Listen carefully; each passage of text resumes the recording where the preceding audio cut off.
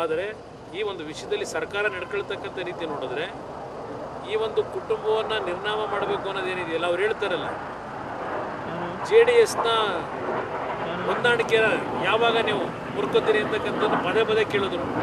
ಈ ಪ್ರಕರಣವನ್ನು ಹೊರಗೆ ತಂದು ಸೃಷ್ಟಿ ಮಾಡಿ ಇವರೇ ಹಲವಾರು ಬಾರಿ ಅಮಿತ್ ಶಾ ಅವ್ರಿಗೆ ಪ್ರಶ್ನೆ ಮಾಡ್ತಾರೆ, JDSದು BJPಯ ಸಂಬಂಧವನ್ನು ಯಾವಾಗ ನೀವು ಮುರಿತೀರಿ, ಯಾವಾಗ JDSನ ನಿಮ್ಮ ಸಂಬಂಧದಿಂದ ದೂರ ಇಡ್ತೀರಿ, ಇದಕ್ಕೆ ಉತ್ತರ ಕೊಡಿ ಅಂತಕ್ಕಂಥದ್ದು ಹೇಳ್ತಕ್ಕಂಥದ್ದು ಉದ್ದೇಶವೇ ಈ ಪ್ರಕರಣ ಸೃಷ್ಟಿ ಮಾಡಿರ್ತಕ್ಕಂಥದ್ದು. ದೊಡ್ಡ ಮಟ್ಟದಲ್ಲಿ ಇವತ್ತು JDSು BJPಯ ಸಂಬಂಧದಿಂದ ಇವರೇನು 20 ಸೀಟ್ ಗೆಲ್ತೀವಿ 15 ಸೀಟ್ ಗೆಲ್ತೀವಿ ಅಂತಕ್ಕಂಥ ಭ್ರಮೆಯಲ್ಲಿದ್ದರಲ್ಲ, ಇವತ್ತು ಅವರ ಒಂದು ಕನಸು ನುಚ್ಚುನೂರಾಗ್ತಾ ಇದೆ. ಚುನಾವಣಾ ಫಲಿತಾಂಶ ಗೊತ್ತಿದೆ ನನಗೆ.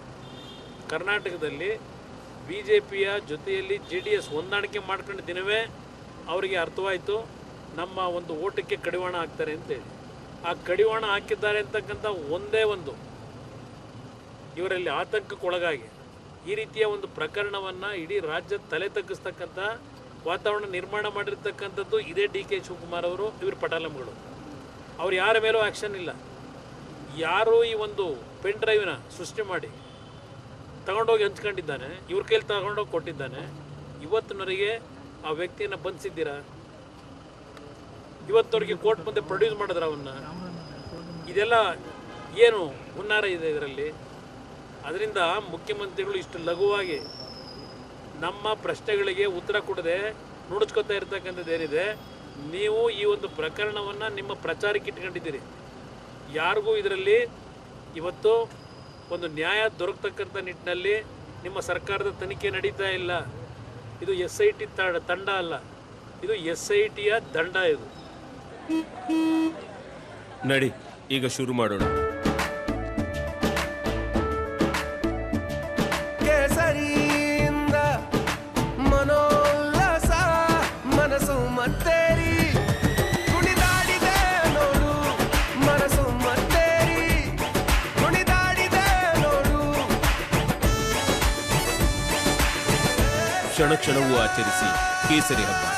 ವಿಮಲ್ ಬಾಯಲ್ಲಿ ಹೇಳಿ ಕೇಸರಿ. SITಯ ದಂಡವನ್ನು ಯಾರ ಮೇಲೆ ಪ್ರಯೋಗ ಮಾಡಬೇಕು ಅಂತಕ್ಕಂಥದ್ದಕ್ಕೋಸ್ಕರ ಇಟ್ಕೊಂಡಿದ್ದೀರ ಅಷ್ಟೇ. ಈ ಒಂದು ನಿಮ್ಮ ಪ್ರತಿನಿತ್ಯದ ನಡವಳಿಕೆಗಳನ್ನು ನೋಡಿದಾಗ ಸರ್, ದೇವರಾಜೇಗೌಡರಿಗೆ ಥ್ರೆಟ್ ಇದೆ ಜೈಲಲ್ಲಿ ಅಂತ ನಿಮ್ಮ ಮಾಜಿ ಶಾಸಕರು ಸುರೇಶ್ ಗೌಡ ಹೇಳಿದ್ದಾರೆ.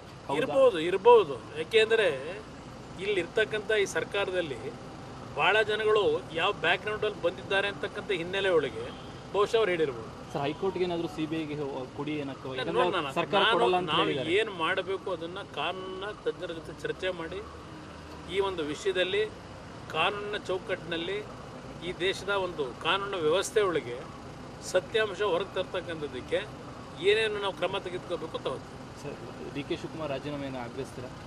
ನಾವು ಹೇಳಾಯಿತು, ಇಷ್ಟೆಲ್ಲ ಪ್ರಕರಣದಲ್ಲಿ ಭಾಗಿಯಾಗಿರ್ತಕ್ಕಂಥದ್ದು ಗೊತ್ತಾದ ಮೇಲೂ ಅವ್ರನ್ನ ಮುಂದುವರಿಸಿರ್ತಕ್ಕಂಥದ್ದು ಏನಿದೆ, ಇದು ಈ ಸರ್ಕಾರ ತಪ್ಪಿತಸ್ಥರಿಗೆ ಇಂಥವ್ರಿಗೆ ರಕ್ಷಣೆ ಕೊಡ್ಲಿಕ್ಕೆ ಇರ್ತಕ್ಕಂಥ ಸರ್ಕಾರ ಇದು.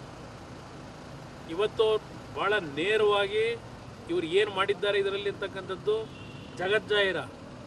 ಇವ್ರ ನಡವಳಿಕೆಗಳನ್ನು ನೋಡಿದಾಗ ನೀವು ಆದರೂ ಅವ್ರನ್ನ ರಕ್ಷಣೆ ಮಾಡ್ತಕ್ಕಂಥ ಕೆಲಸ ಏನು ಮಾಡಿದ್ದಾರೆ ಸರ್ಕಾರಕ್ಕೆ, ಇದು ಮುಂದೆ ಒಂದು ದೊಡ್ಡ ಮಟ್ಟದ ಬೆಲೆ ತೆರಲೇಬೇಕಾಗ್ತದೆ. ನಾನೇ ಹೇಳಿದ್ದೀನಲ್ಲ, ಈ ನೆಲದ ಕಾನೂನಿನಲ್ಲಿ ಯಾರೇ ದೊಡ್ಡವರಿರಲಿ ತಲೆ ಬಾಗಲೇಬೇಕು. ಪ್ರತಿನಿತ್ಯ ಹಣದ ಮತ್ತು ಅಧಿಕಾರದ ದುರುಪಯೋಗ ಪಡಿಸ್ಕೊಂಡು ಭಾಳ ದಿನ ಉಳಿಲಿಕ್ಕಾಗೋದಿಲ್ಲ. ಅದಕ್ಕೂ ಒಂದು ಅಂತಿಮ ದಿನಗಳು ಬರುತ್ತೆ. ಪ್ರಜ್ವಲ್ಗೆ ಇನ್ನೊಂದ್ಸತಿ ಮನವಿ ಮಾಡ್ತೀನಿ. ನಾನು ಮಾಡಿದ್ದೆ, ನಿನ್ನೆ ದಿನ ಕ್ಲಿಯರಾಗಿ ಹೇಳಿದ್ದೇನೆ. ಎಲ್ಲಿದ್ದರೂ ಬಂದು ಇವತ್ತು SITನಲ್ಲಿ ಅದು ಯಾವ ರೀತಿ ತನಿಖೆ ಮಾಡ್ತಾರೋ ಆ ತನಿಖೆಗೆ ಸಹಕಾರ ಕೊಡಪ್ಪ ಅಂತ ಹೇಳಿದ್ದೆ. ಈಗಲೂ ಹೇಳ್ತೀನಿ. ನನಗೆ ಇನ್ನೂ ಕಾಂಟ್ಯಾಕ್ಟ್ನಲ್ಲಿ ಇಲ್ಲ. ನಾನು ಅದಕ್ಕೆ ಸಾರ್ವಜನಿಕವಾಗಿ ನಿನ್ನೆ ಮಾಧ್ಯಮದ ಮುಖಾಂತರ ಮನವಿ ಮಾಡಿದ್ದೇನೆ.